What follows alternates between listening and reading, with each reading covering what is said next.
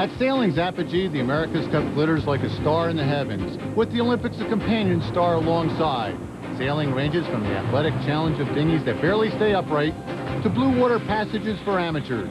From one-design family racing to single-handed circumnavigations. Rain or shine, gales or calm, sailing is a joy. Passion that serves us all and serves us well. Rolex is proud to present the International Year in Sailing. What a year. For the sixth time, the Olympics and the America's Cup were sailed in the same year. The new millennium also brought us wild, single-handed battles in exotic boats and huge multi-hulls preparing for the race. Let's begin in Auckland. 11 challengers competed in 202 races to get ready for Team New Zealand, but it wasn't enough. The year 2000 began with the 30th challenge for the America's Cup. It had been a long wait, 5 years since Team New Zealand swept the Cup in San Diego. 11 teams made the trip down under to test the Kiwi magic. After 3 months of tough challenger trials, Italy's Prada came out on top. Untested without trials, Team New Zealand's readiness was in question.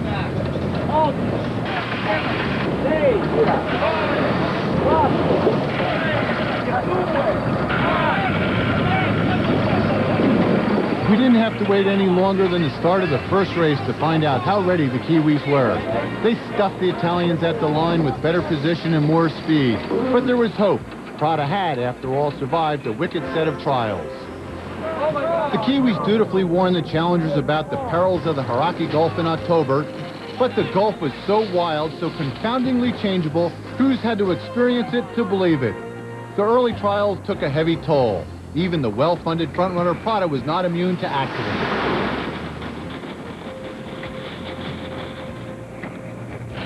Then there was the day in 18 knots of wind when the New York Yacht Club's entry, Young America, hit a pair of steep little waves during a quick tack and jackknife. No one was hurt, but the blow to this syndicate was terminal. The Challenger trials were highlighted by the slugfest between America One and Prada. Paul Kayard's black boats became the only possible deterrent to well-heeled Prada winning the Louis Vuitton Cup. A skipper with 2 previous America's Cup matches under his belt, Kayard and his salty crew seemed the right guys to stop Prada. But 3 times in 9 races against Prada, Kayard sailed into perilous positions, and 3 times Prada nailed him, calling fouls that cost Kayard's team 3 races. When America One wasn't sailing on the wrong side of the rules, the boat was suffering sail failures. A whopping 9 of their distinctive green chutes blew apart. But Kayard's aggressiveness is what probably cost him the series. He said that trying to run the syndicate and steer the boat might have been ill-advised. The frontrunner prevailed.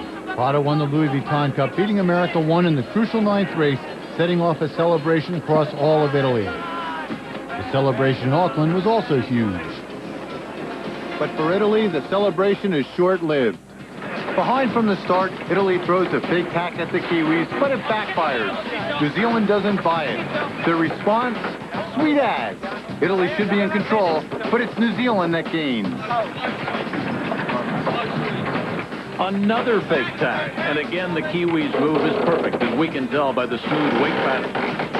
Another gain for New Zealand, as they never look back and go on to win by 1:17. Russell Coutts conducts the clinic for Italy in the pre-start of race 2. Italy's cram course in match racing shows their textbook approach doesn't make it against Coutts' ingrained moves and responses. Italy leaves the line a full boat length behind.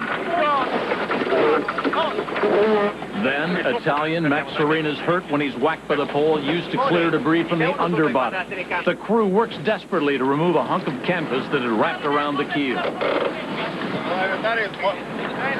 New Zealand widens the lead. In race 3, same story. New Zealand takes control in the pre-start, getting right on Italy's stern.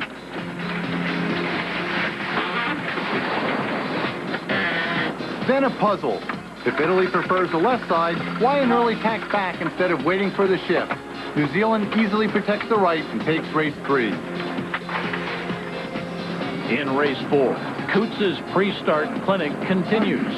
This time, Italy is a good boat length behind as New Zealand nails it again.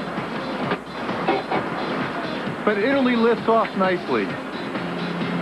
For the first time, Italy crosses ahead of the black boat. Hope returns. But then, incredible. Italy gives up the starboard tack right-hand side and doesn't cover the Kiwis. Mamma mia. Race 4 to New Zealand. A sweep is definitely in the offing.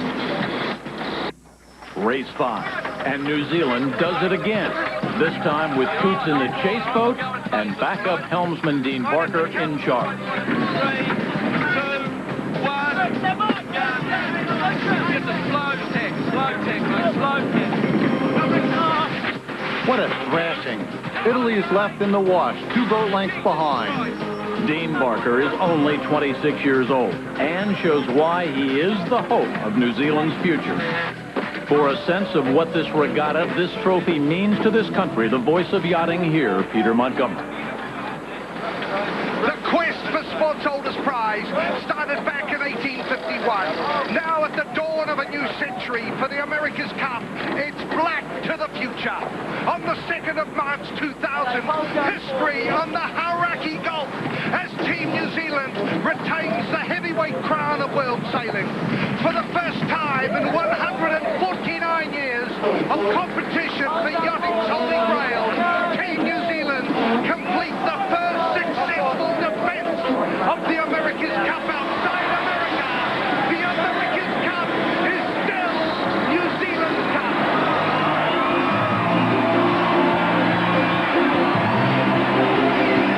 The America's Cup got the year off to a roaring start.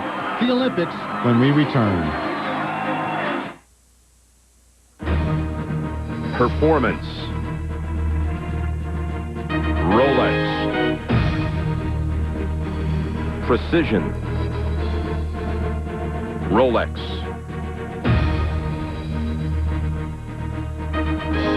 Timing. Rolex. Whether racing offshore or around the world, the watch for sailors everywhere, the Rolex Submariner. Racing takes the art of sailing to new heights with seasoned crews fine-tuned to the task. It's the same with boat insurance. For over 30 years, Boat U.S. Marine insurance policies have reflected the unique needs of boaters on the water. And only Boat U.S. combines broad coverage with low cost and an expert staff that knows boating inside and out. All this makes Boat U.S. Marine Insurance the best crew for protecting you. For a free quote, call 888-804-2628. Two eager CEOs. One encouraged his employees to read the Wall Street Journal. The other did not. Let's join them for their 5-year anniversaries and see what happened. Imagine what the Journal could do for you. It's now easier to get the Journal to help you. Get 8 weeks of the Wall Street Journal for just 37 cents a day. That's 50% off the regular rate. Call 800-469-1600. That's 800-469-1600 for the Wall Street Journal. Discover the amazing training secrets of America's finest baseball school in an exciting instructional video. Baseball World's Defensive Drills video features professional scout and instructor Tommy Mansky and the same techniques that produced his back-to-back-to-back AAU national championship teams. Collegiate Baseball Magazine's editor calls it a masterpiece, the best drill video ever produced. This video is endorsed by top professionals like superstar Fred McGriff. This is the instructional video that gets results. The Defensive Drills video benefits players of all ages and ability levels and makes a great gift too, so call now. The International Year in Sailing is proudly presented by Rolex, the official timepiece of the U.S. sailing team, and by pyacht.com, everything a sailor needs online. The New York Yacht Club's Newport, Rhode Island station hosted this year's United States Junior Championships for sailors 17 and under. In the single-handed Smythe Trophy sailed in lasers, Andrew Campbell from San Diego won a close two-boat battle with Clay Johnson of Toms River, New Jersey. Just to have all these guys around, it's just a great experience to have everybody here together, and everybody's really good, so it's just a good group to have around. So. Son of 3-time Naval Academy All-American Bill Campbell, Andrew showed chip-off the old block boat handling skills all regatta. In the double-handed Bemis Trophy, the guys and the girls went head-to-head. The team from the Chicago Yacht Club used their experience to be the first women to finish. We've been sailing together for a couple of years. This is my 4th time coming to this event, and then she's been sailing with me for 3 years, and we've come every year. So it's not that intimidating because we've had, like, the time coming back. But I think at first I was totally intimidated because I think there were 5 girls at the regatta at the time, so it was a little scary. But it was good. It was fun. It was a lot of fun. The Sears Cup began in 1921. Early winners were Arthur Knapp and Ray Hunt. Sebastian Reeve from the Vineyard Haven Yacht Club was among the favorites in the three-man Yinglings. I think the competition's pretty good. It's impressive how close the fleet's been. It's been a lot of good sailing. The conditions have been changing a lot, which has been really interesting to see among all the competitors. So it's been good fun. Good fun, and if the past is any indication, we should keep an eye on these rising stars.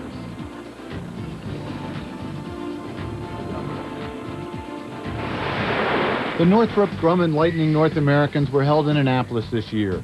93 boats entered, with a surprising number of women among the crews. Everything on the boat women can handle and are able to control just as well as a man. I raced other boats, bigger boats, and I really liked the idea of being on a dinghy, and the fear of capsize was exciting. It's always that little fear. 5, 4, 3, 2, 1. There are too many North American champions here to count. Any one of 15 skippers in the Blue or First Division could have won it all. But Ched Proctor in hole number 45 won the qualifying round and sailed well all week. There's a lot of pride of association in this revered class. It's a very old class, 60-year-old class. North American Championships, probably it's definitely the biggest regatta in the Lightning class. Growth here from the Annapolis fleet shows good control as he dips the starboard tack boat at the front of the pack. Then back on the wind, no problem. The Blue Fleet rounds the windward marks and prepares to set spinnakers in 15 to 18 knots of wind. Spinnakers in this class can be tricky, as sailmaker Bill Fastiggi explains. Boats have a very big spinnaker, so it really planes quite well and really moves very well downwind. If you heel a little bit, either to windward or leeward, and catch a chine, the boat, you almost instantly lose sort of steerage or control of the boat. You're really fighting it. Ched Proctor wins his third North American Championship as skipper and credits his crew. It takes 3 people, very good working together. And largely as the skipper, I spent a lot of time just making the boat go fast. And Ned Roseberry in the middle spends a lot of time trying to figure out if we're going the right way, when to tack. And Catherine Yosenhand's sailing forward with me, and she spends a lot of time watching the compass, looking for the puffs, looking for the wind, and it's really a teamwork thing. It takes 3 people. Nice going, Ched and crew. The oldest class that is still very active, the Star, had its final Olympic tune-up at the Nautica World Championship in Annapolis.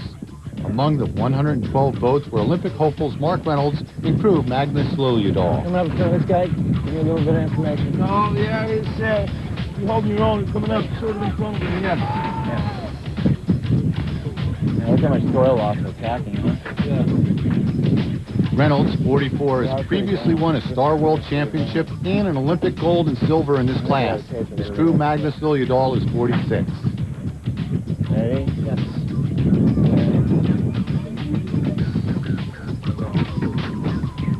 Light air plagued the fleet for the first several races. In mid-regatta, Reynolds and Liljedahl found themselves 10 boats back. Then the breeze piped up, and so did Mark and Magnus. The race that really was a turning point for us was the windy race, and we knew we had a good chance to do well, have a little bit better speed in that condition. So that was nice to get that out of the way. With a comeback that provides confidence for the upcoming Olympic battle in Sydney, Reynolds joins a small club of repeat Gold Star winners. We'll head for Sydney after this. Friends, family, and the food. It's what McDonald's Bar and Grill is all about. A great place for great food and a great time. Our talented chefs will prepare a memorable feast from a menu featuring your all-time favorites. There's even a game room for the kids. And of course, you can always enjoy drinks in your favorite sporting event on one of our 13 satellite TVs in our palatial bar and restaurant. McDonald's Bar and Grill. Good fun. It's that simple. We are citizens of an American nation. I've been to war, and I have no desire to do so again. We have to do something. That man insults me. I forbid you to go. Not a child! Your life's on it! Mel Gibson in a world television premiere. Before this war's over, I'm going to kill you. The Patriot is on In Demand. Check your pay-per-view preview channel for schedule and ordering information. In Demand on Comcast Cable. TV coming out, classic shows behind the scenes.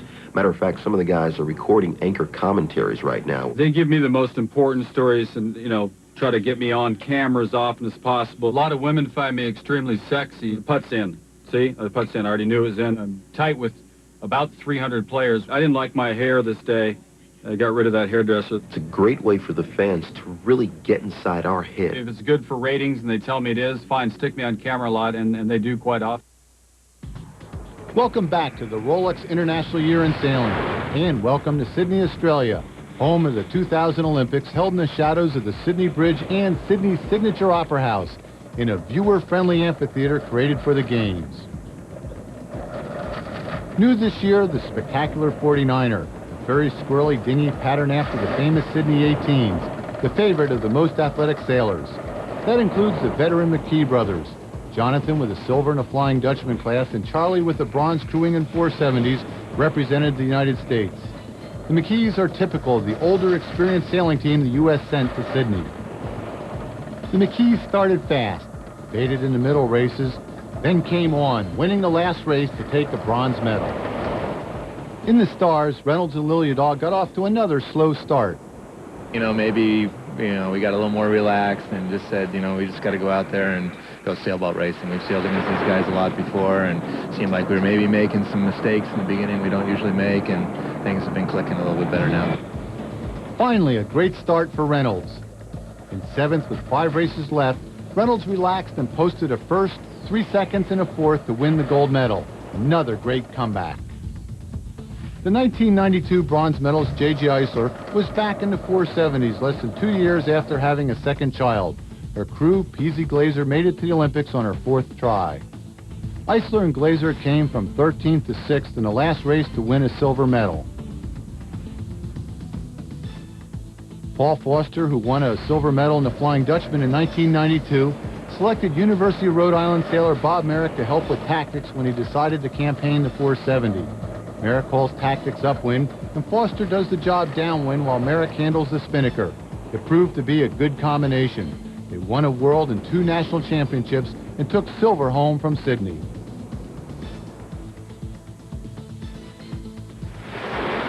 Annapolis, Maryland's Eastport Yacht Club was the host for this year's Boat US Santa Maria Cup, an invitational match race event for women.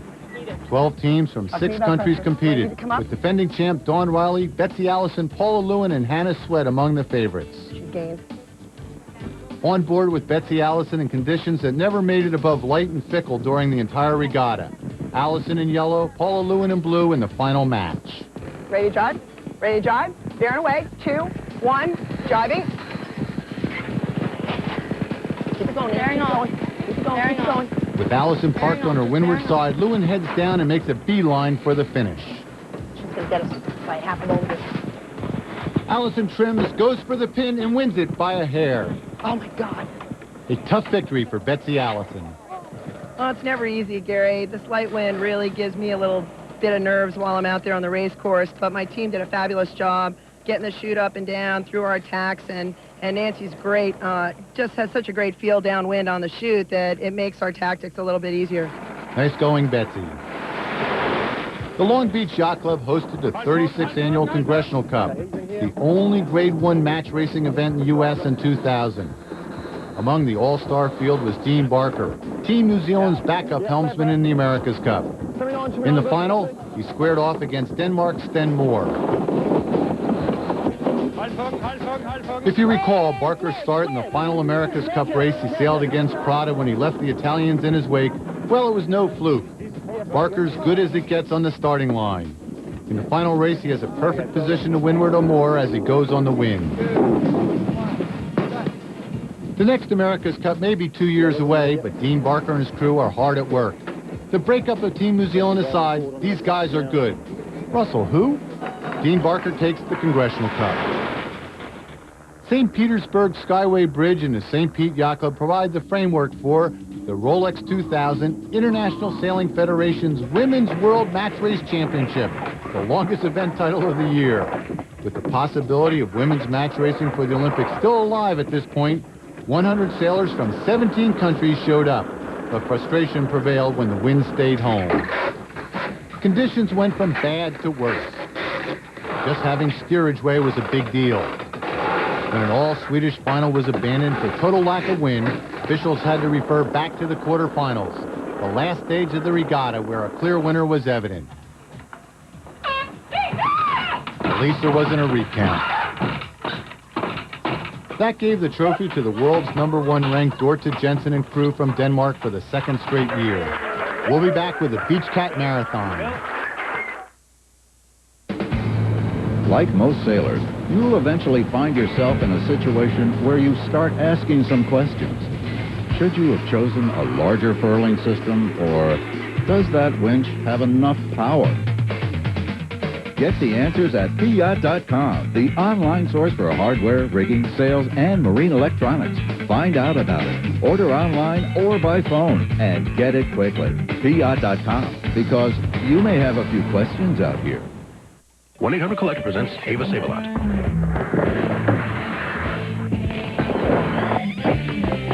Nice 540. Thanks, but my change fell out and I need to make a call. Change? Just dial 1-800-COLLECT. That saves at least $1 or $2, right? Oh, it saves a lot. I gotta remember that. Dude, it's cake. For a collect call, dial 1-800-COLLECT.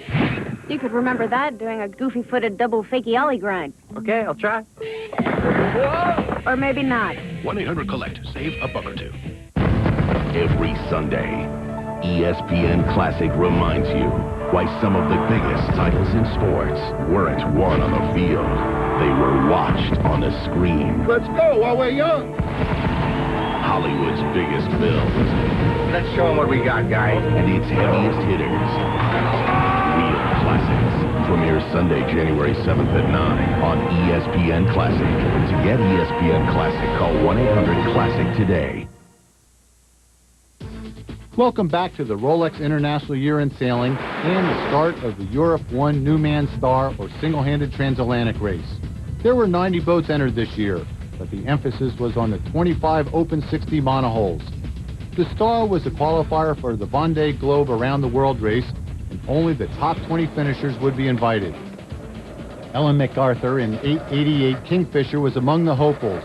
Before the start in Plymouth, England, the skippers gathered. I'd like to think I'll do well. I mean, if I'm in the top 10, I'll be happy. But we'll just have to see how it goes out there.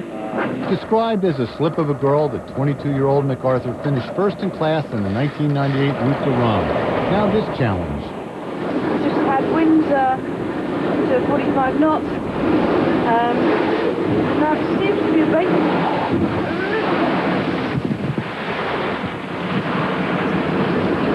Finally, the wind does abate.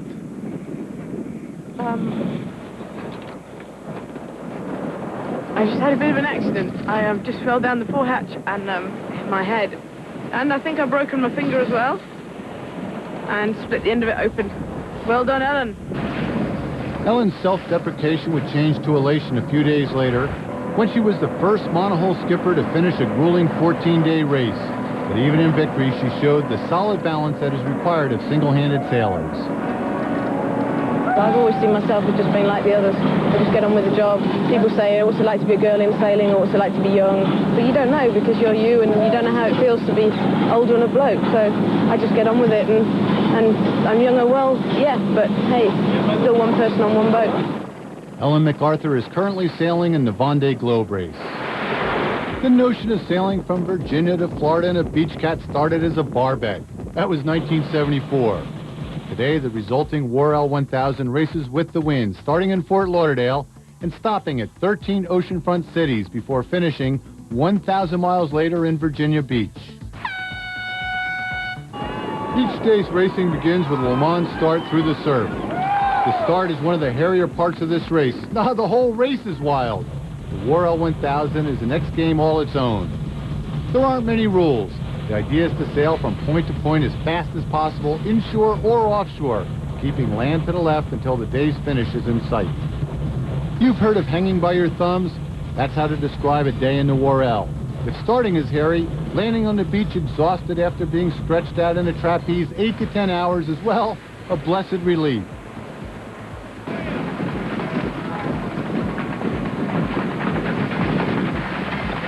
Ah, just let it go.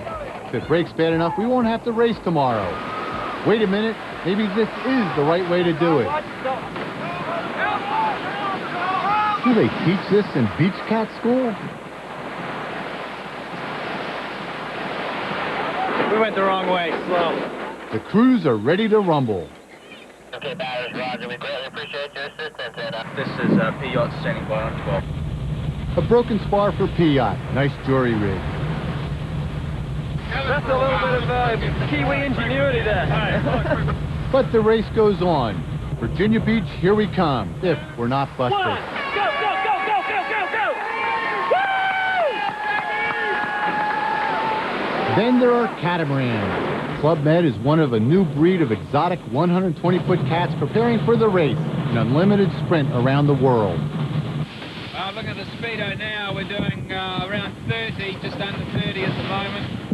We've got about 7 hours of this before we can break it. Forecasters are looking quite good. Brand new boat though, anything can happen. But at the moment, we feel pretty good that we might be able to break the 24-hour record. We have to get over 580, and right at the moment, we'd like our target's more like 600. First boat ever to do 600 would be fantastic. Steve Fawcett's 125-foot PlayStation was first in the water. PlayStation began life as a 105-footer. After sea trials, she was lengthened. Another race contender was Pete Goss's Team Phillips. On her first sail, 45 feet of the port pod broke off. Then, 3 weeks ago, the crew had to abandon the ill-fated boat in mid-Atlantic. The race starts at midnight on December 31st. We'll be right back. Performance. Rolex. Precision. Rolex.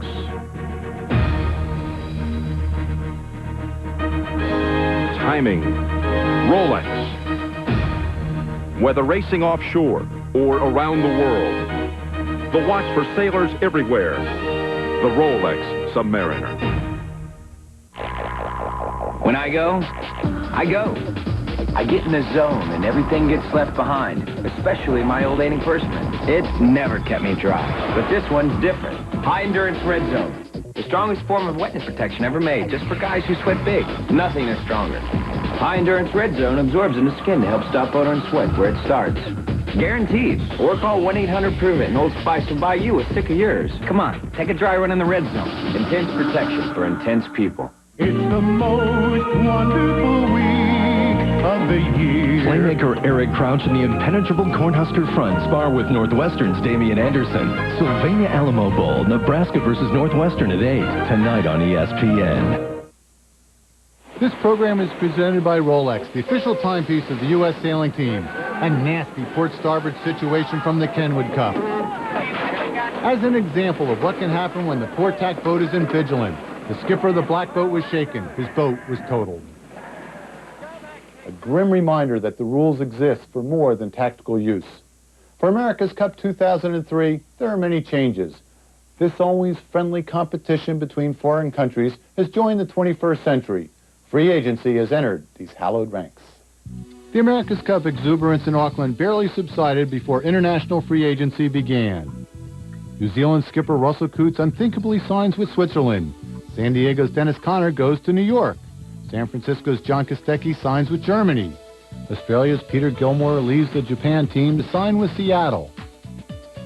Chris Dixon leaves New Zealand for San Francisco. Frenchman Bertrand Passet is off to New Zealand. And Gavin Brady leaves San Francisco for Italy. I need a scorecard. So much for business. For fun, we head to Newport Harbor, California for the annual 125-mile race to Ensenada, Mexico. Started in 1947 for war veterans, this is really big fun. They average 500 boats in 20 classes, and everyone knows that getting there is only half the fun. One of the New York Yacht Club's 3 big regattas this year was the IMS World Championship. 34 boats turned out for one of those classic, blustery Newport, Rhode Island weeks in July. Plenty of wind, and a mean little chop scattered atop large groundswell tested boats and kept sailors on their toes. Coming out on top of the Cruiser Racer Division, Mascalzone Latino. A special thanks to our colleague Roger Vaughn. For more, log on to ESPN.com. For all our ESPN sailing team, I'm Gary Jobson.